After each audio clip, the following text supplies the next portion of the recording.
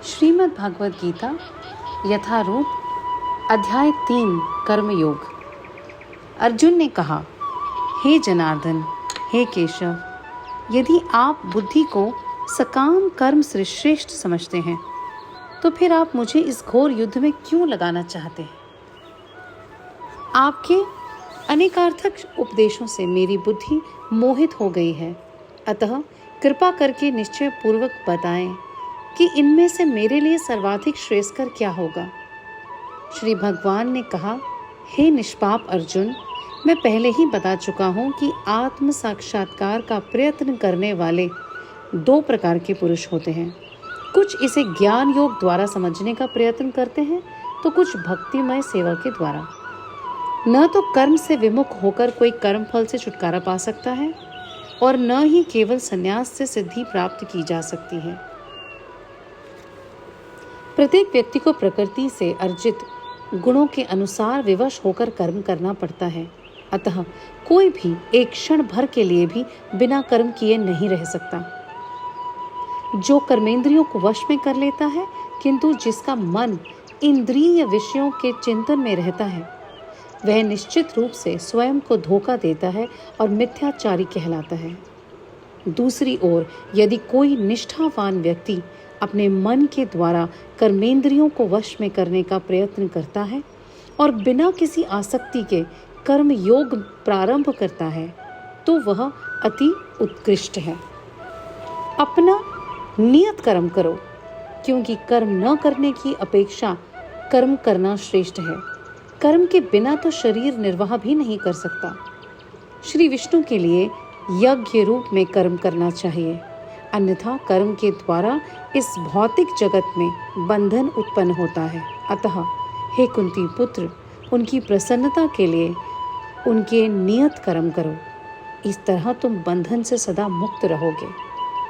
सृष्टि के प्रभाव में समस्त प्राणियों के स्वामी विष्णु के लिए यज्ञ सहित मनुष्यों तथा देवताओं की संततियों को रचा और उनसे कहा, तुम इस यज्ञ से सुखी रहो, क्योंकि इसके करने से तुम्हें सुखपूर्वक रहने तथा मुक्ति प्राप्त करने के लिए समस्त वांछित वस्तुएं प्राप्त हो सकेंगी। यज्ञों के द्वारा प्रसन्न होकर देवता तुम्हें भी प्रसन्न करेंगे और इस तरह मनुष्य तथा देवताओं के मध्य सहयोग से सबों को संपन्नता प्राप्त होगी। जीवन की विभिन्न आवश्यकताओं की पूर्ति करने वाले विभिन्न देवता यज्ञ संपन्न होने पर प्रसन्न होकर तुम्हारी सारी आवश्यकताओं की पूर्ति करेंगे, किंतु जो इन उपहारों को देवताओं को अर्पित किए बिना भोगता है वह निश्चित रूप से चोर है। भगवान के भक्त सभी प्रकार के पापों से मुक्त हो जाते हैं, क्योंकि वे यज्ञ में अर्पित किए भोजन को ही खाते हैं। अन्य लोग जो अपने इंद्रिय सुख के लिए भोजन बनाते हैं वे निश्चित रूप से पाप खाते हैं। सारे प्राणी अन्न पर आश्रित हैं, जो वर्षा से उत्पन्न होता है। वर्षा यज्ञ संपन्न करने से होती है और यज्ञ नियत कर्मों से उत्पन्न होता है। वेदों में नियमित कर्मों का विधान है और ये वेद साक्षात श्री भगवान से प्रकट हुए हैं। फलतः सर्वव्यापी ब्रह्म यज्ञ कर्मों में सदा स्थित रहता है। हे प्रिय अर्जुन, जो मानव जीवन में इस प्रकार वेदों द्वारा स्थापित यज्ञ चक्र का पालन नहीं करता वह निश्चय ही पापमय जीवन व्यतीत करता है। ऐसा व्यक्ति केवल इंद्रियों की तुष्टि के लिए व्यर्थ ही जीवन जीता रहता है।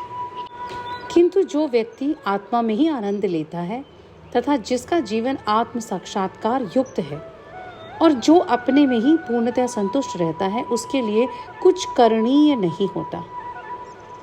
स्वरूप प्रसिद्ध व्यक्ति के लिए न तो अपने नियत कर्मों को करने की आवश्यकता रह जाती है, न ऐसा कर्म न करने का कोई कारण ही रहता है। उसे किसी अन्य जीव पर निर्भर रहने की आवश्यकता भी नहीं रहती। अतः कर्म फल में आसक्त हुए बिना मनुष्य को अपना कर्तव्य समझकर निरंतर कर्म करते रहना चाहिए, क्योंकि अनासक्त होकर कर्म करने से उसे पर ब्रह्म की प्राप्ति होती है। जनक जैसे राजाओं ने केवल नियत कर्मों को करने से ही सिद्धि प्राप्त की, अतः सामान्य जनों को शिक्षित करने की दृष्टि से तुम्हें कर्म करना चाहिए। महापुरुष जो जो आचरण करता है, सामान्य व्यक्ति उसी का अनुसरण करते हैं। वह अपने अनुसरणीय कार्यों से जो आदर्श प्रस्तुत करता है, संपूर्ण विश्व उसका अनुसरण करता है। हे पृथा पुत्र, तीनों लोकों में मेरे लिए कोई भी कर्म नियत नहीं है। न मुझे किसी वस्तु का अभाव है और न आवश्यकता। तो भी मैं नियत कर्म करने में तत्पर रहता हूँ, क्योंकि यदि मैं नियत कर्मों को सावधानी पूर्वक न करूं, तो हे पार्थ, यह निश्चित है कि सारे मनुष्य मेरे पथ का ही अनुगमन करेंगे। यदि मैं नित्य कर्म न करूं, तो ये सारे लोग नष्ट हो जाएं। तब मैं अवांछित जन समुदाय को उत्पन्न करने का कारण हो जाऊंगा और इस तरह संपूर्ण प्राणियों की शांति का विनाशक बनूंगा। जिस प्रकार अज्ञानी जन फल की आसक्ति से कार्य करते हैं, उसी तरह विद्वान जनों को चाहिए कि वे लोगों को उचित पथ पर ले जाने के लिए अनासक्त रहकर कार्य करें। विद्वान व्यक्ति को चाहिए कि वह सकाम कर्मों में आसक्त अज्ञानी पुरुषों को कर्म करने से रोके नहीं, ताकि उनके मन विचलित न हो, अपितु भक्ति भाव से कर्म करते हुए वह उन्हें सभी प्रकार के कार्यों में लगाएं। जीवात्मा अहंकार के प्रभाव से मोहग्रस्त होकर अपने आप को समस्त कर्मों का कर्ता मान बैठता है, जबकि वास्तव में वे प्रकृति के तीनों गुणों द्वारा संपन्न किए जाते हैं। हे महाबाहो, भक्ति भावमय कर्म तथा सकाम कर्म के भेद को भली भांति जानते हुए जो परम सत्य को जानने वाला है, वह कभी भी अपने आप को इंद्रियों में तथा इंद्रिय तृप्ति में नहीं लगाता। माया के गुणों से मोहग्रस्त होने पर अज्ञानी पुरुष पूर्णतः भौतिक कार्यों में संलग्न रहकर उनमें आसक्त हो जाते हैं। यद्यपि उनके ये कार्य उनमें ज्ञान भाव के कारण अधम होते हैं, किंतु ज्ञानी को चाहिए कि उन्हें विचलित न करे। अतः हे अर्जुन, अपने सारे कार्यों को मुझ में समर्पित करके मेरे पूर्ण ज्ञान से युक्त होकर लाभ की आकांक्षा से रहित, स्वामित्व के किसी दावे के बिना तथा आलस्य से रहित होकर युद्ध करो। जो व्यक्ति मेरे आदेशों के अनुसार अपना कर्तव्य करते रहते हैं और ईर्ष्या रहित होकर इस उपदेश का श्रद्धा पूर्वक पालन करते हैं, वे सकाम कर्मों के बंधन से मुक्त हो जाते हैं। किंतु जो ईर्ष्यावश इन उपदेशों की उपेक्षा करते हैं और इनका पालन नहीं करते, उन्हें समस्त ज्ञान से रहित, दिग्भ्रमित तथा सिद्धि के प्रयासों में नष्ट भ्रष्ट समझना चाहिए। ज्ञानी पुरुष भी अपनी प्रकृति के अनुसार कार्य करता है, क्योंकि सभी प्राणी तीन गुणों से प्राप्त अपनी प्रकृति का ही अनुसरण करते हैं। भला दमन से क्या हो सकता है? प्रत्येक इंद्री तथा उसके विषय से संबंधित राग द्वेष को व्यवस्थित करने के नियम होते हैं। मनुष्य को ऐसे राग तथा द्वेष के वशीभूत नहीं होना चाहिए, क्योंकि ये आत्म साक्षात्कार के मार्ग में अवरोधक है। अपने नियत कर्मों को दोषपूर्ण ढंग से संपन्न करना भी अन्य के कर्मों को भली भांति करने से श्रेष्ठकर है।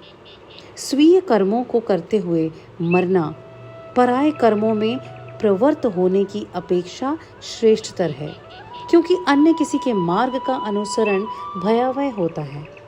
अर्जुन ने कहा, हे ऋषिवंशी, मनुष्य न चाहते हुए भी पाप कर्मों के लिए प्रेरित क्यों होता है? ऐसा लगता है कि उसे बल पूर्वक उनमें लगाया जा रहा है। श्री भगवान ने कहा, हे अर्जुन, इसका कारण रजोगुण के संपर्क से उत्पन्न काम है, जो बाद में क्रोध का रूप धारण करता है और जो इस संसार का सर्वभक्षी पापी शत्रु है। जिस प्रकार अग्नि धुएं से, दर्पण धूल से अथवा भ्रूण गर्भाशय से आवृत रहता है, उसी प्रकार जीवात्मा इस काम की विभिन्न मात्राओं से आवृत रहता है। इस प्रकार ज्ञानमय जीवात्मा की शुद्ध चेतना उसकी काम रूपी नित्य शत्रु से ढकी रहती है, जो कभी भी तुष्ट नहीं होता और अग्नि के समान जलाता रहता है। इंद्रियां, मन तथा बुद्धि इस काम के निवास स्थान हैं। इनके द्वारा यह काम जीवात्मा के वास्तविक ज्ञान को ढक कर उसे मोहित कर लेता है।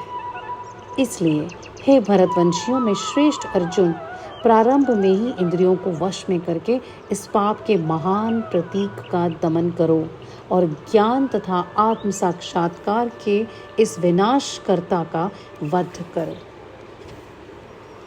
कर्मेंद्रियां जड़ पदार्थ की अपेक्षा श्रेष्ठ हैं।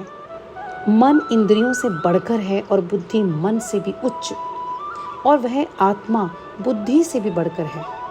इस प्रकार हे महाबाहु अर्जुन, अपने आप को भौतिक इंद्रियों में मन तथा बुद्धि से परे जानकर और मन को सावधान आध्यात्मिक बुद्धि से स्थिर करके आध्यात्मिक शक्ति द्वारा इस काम रूपी दुर्जय शत्रु को जीतो।